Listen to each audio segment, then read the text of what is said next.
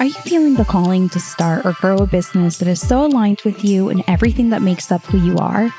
Do you know that there has to be a way to do this without so much hustle and without chasing the latest shiny object, but you're just not sure how? You can definitely have a dream business that improves, not consumes your life, that allows you to work with soulmate clients while helping you and your family financially and in all ways. You can elevate yourself to be the entrepreneur who has all of her desires. I'm going to show you how on the Elevated Femmes movement.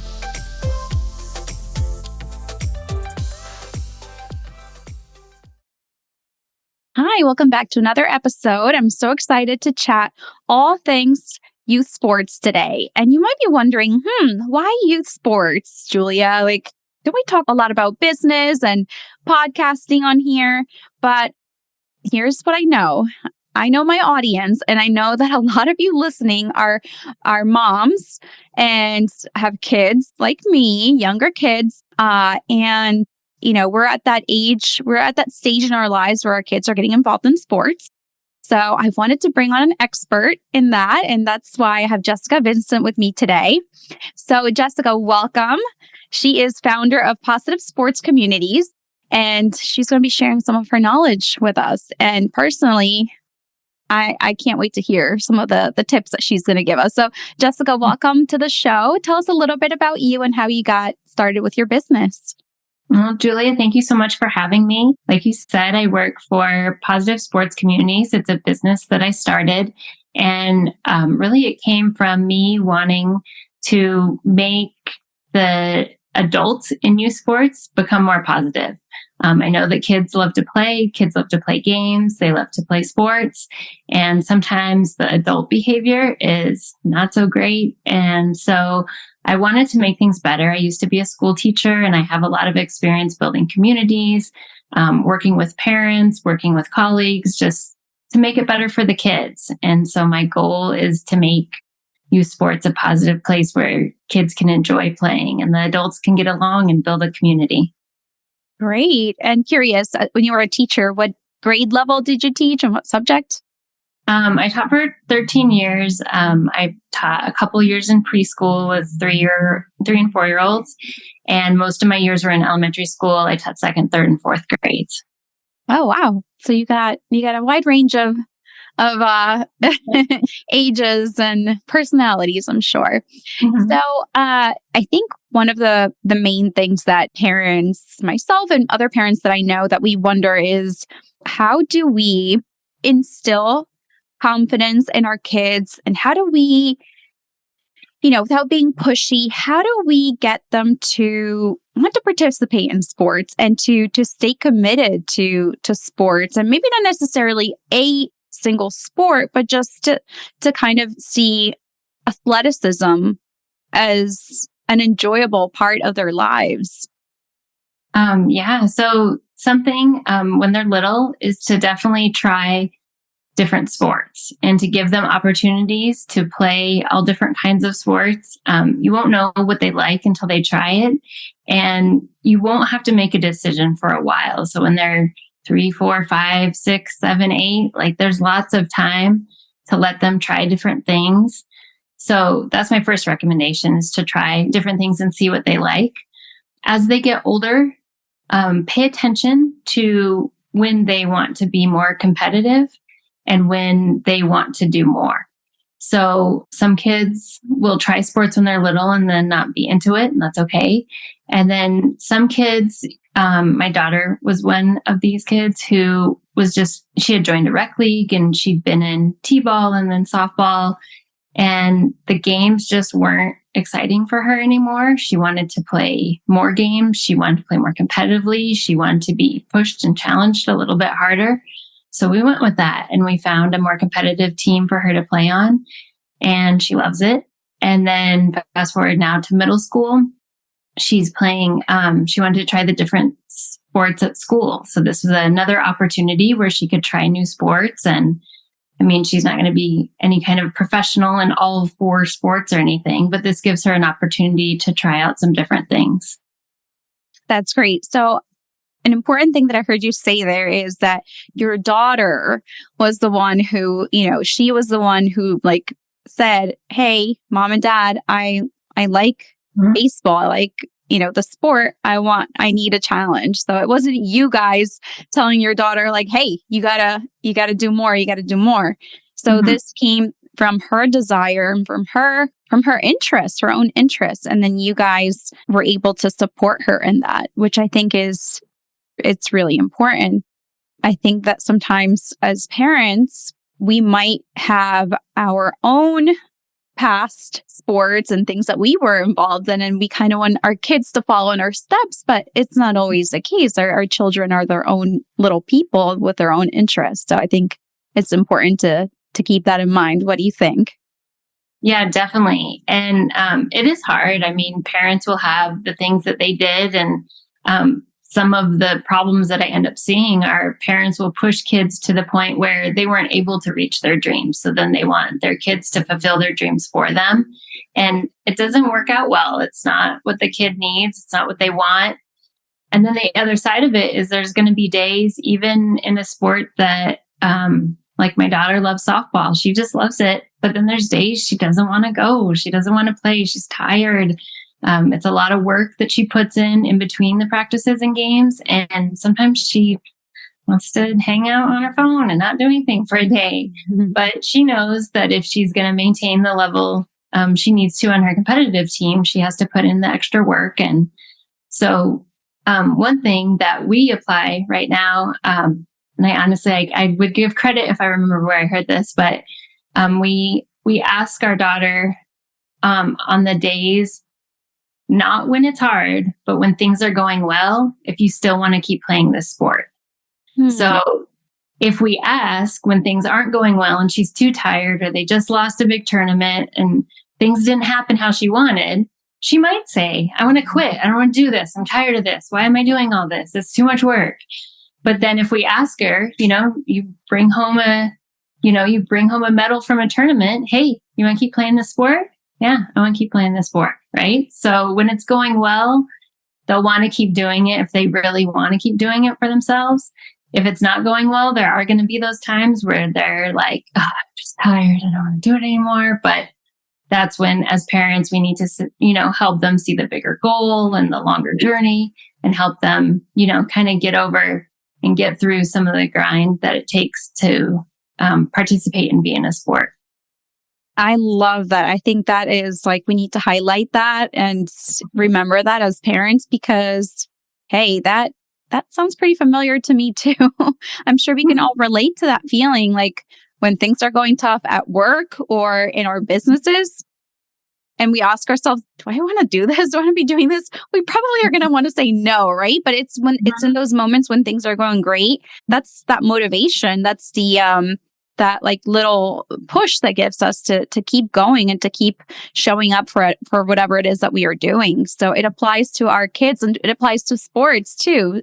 I'm always fascinated by how our lives are such a mirror of other things that are happening in our world, in our lives. And I think that our children a lot of times are the ones who reflect that to us and remind us to be like, hey, there are people, they're going through things too, and they need our support.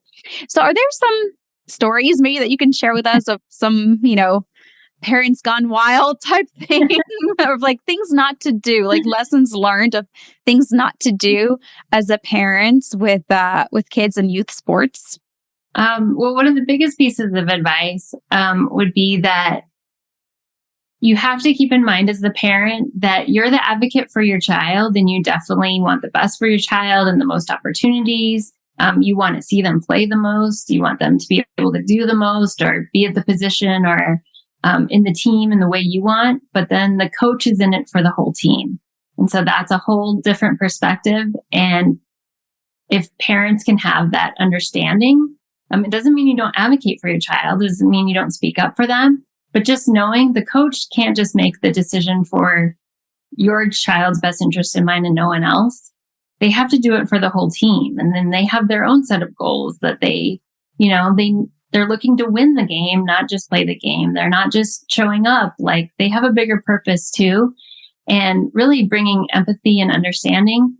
to that as a parent helps to just give the coach some space to let them play the game. And in the end, it will benefit your child if the coach is in it for the whole team, because you wouldn't want the coach to just be in it for another kid that's not your kid. So that's something that I think some parents don't have a lot of perspective on. There's one story comes to mind. It's a little crazy, but we were playing up in the mountains. This is just a little bit of a silly story, but we were playing up in the mountains. My daughter played softball, and one of her teammates was playing in the outfield. She came in and she went to bat, and then they came in again. She went to go to the outfield. And we were back and forth with this team that we were playing. You know, they'd go ahead, we'd go ahead. It was like an intense game. And this one girl's grandmother was sitting on the other side of the dugout, kind of, you know, just on the edge of the outfield watching. And, you know, we kind of sit in camp chairs. And so she's out there with her chair. And that morning, as we were practicing, I'll back up for a second, the girl saw a bear. And then it was like against the mountains. We were up in Steamboat Springs in Colorado. You know, and what a cool and crazy thing to be like practicing, warming up for a game of bears walking past.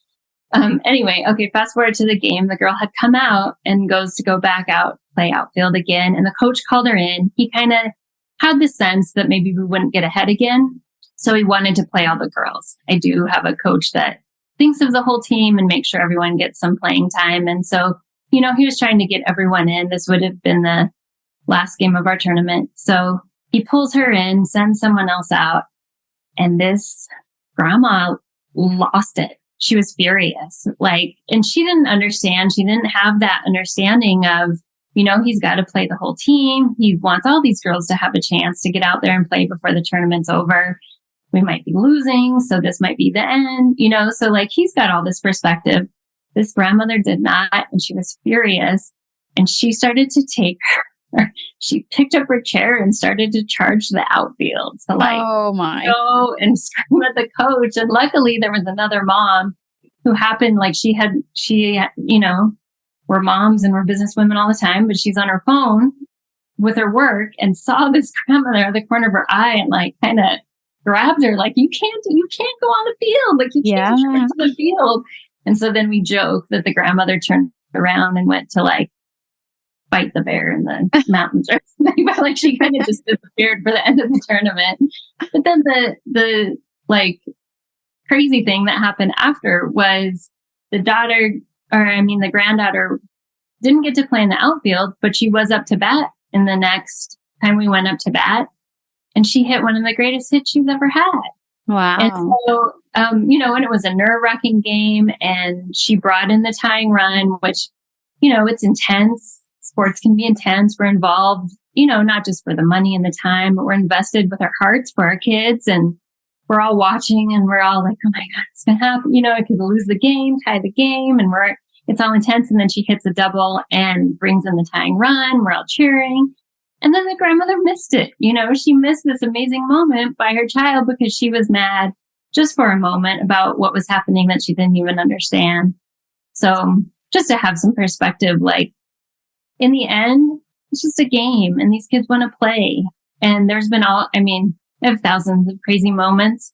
And I always ask my daughter after, you know, something crazy happens, how did you feel? And what did you think about that? And her answer is usually always the same, Mom, it's just a softball game. We're going to play again. It's just a game. And I learned from someone else that, you know, if we had kids in the backyard and they're kicking a soccer ball around, they're just kicking a soccer ball around and they're playing. But then you bring in, you know, the coaches and the parents and the refs and the money and the tournaments and the status, then it all becomes so serious. And so we have to remember that our kids are just playing a game and they're going to play another game. There's going to be another day and we're all going to be okay. And we want to nurture that community and that environment so they have a place where they can just have fun and play the game. I love that. You said that so perfectly. So, Jessica, tell us a little bit more about how you help parents with their kids in sports, because I think that you have a great mission and it's a very important one because, like you said, at the end of the day, it's just a game, right? It's important. It's, parents put their, their hearts and their souls, and they want to back their kids in whatever they're interested in. But how are you helping make this a better experience for everybody? So one thing that I do is that I plan summits, and the summits are all online so that parents and coaches can come together. And really, my mission is to bring all the positive people in sports together, because I know there's more people that act positive than act negative and act crazy. So if all the positive people can get together, then we can have more influence over making the communities and the teams and the organizations a better place for the kids. And so I hold 3 different summits during the year, and they're all online. So it's very accessible. Sports coaches and parents, we're very busy. All of us moms, business women, we're all very busy. So I want to make things really easy and accessible. And so I do one on the mental game, which helps kids learn how to handle the pressure and build confidence and reduce stress, not just take care of the physical parts of the game, but the mental parts, and getting through, building resilience, all those things they need to become a better player. And then I do one on travel with your team, and it talks all about, we have things about traveling and staying healthy on trips and all the things you'd need to travel to different tournaments with your teams. And then I also have one on fundraising, where I give tips and tricks for individuals and teams and organizations to raise funds and raise money. And just for all of these, I kind of bring in experts that aren't so readily available. I try and find, if you look up sports tips and sports things about sports, you get all the drills, all the mechanics, like how to play the game. And so these are experts in all different fields that I try and bring together so that we can learn more and make the whole environment more positive for the kids. That's amazing. Great. So when is your next upcoming one this year? So the next one will be in the fall, and that will be for Money for Sports. So that'll be the fundraising summit. And before the end of the year, I'll do Master the Mental Game, which is all about the mental game for sports. And all of these are for all the sports. Amazing. And where can people go if they want to learn more about you and the work that you're doing? So you can find me at positivesportscommunities.com. I have wait lists for my summits there, or registration if the summits are open. And all of my mission and all the things that I do will always be at Positive Sports Communities. Great. And you're also on Instagram and Facebook if you guys want to look her up on there. So thank you so much, Jessica, for being here with me and for sharing all this. I think that we can all take away a few things to keep in mind, so that we can keep having great experiences in sports with our kids, no matter what sport they're playing or will be playing. And I think it all starts with us, right? How we, the attitudes that we have and how we show up, and our kids read that, and they feed off of that, and that also impacts how they show up. So thank you so much for the work that you're doing, and thank you for spending some time with me today. And thank you to everybody listening. We'll see you guys next time. Thank you so much for having me.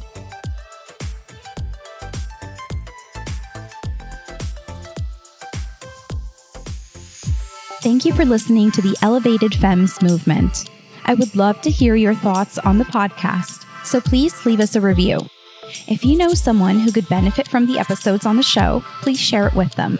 We need more women elevating to their highest potential, enjoying all the great things in life, having plenty of time freedom for their children and loved ones, while doing things smarter and not harder, and growing a business that improves, not consumes their life. To connect with me and download my free resources, please go to www.juliamhickman.com.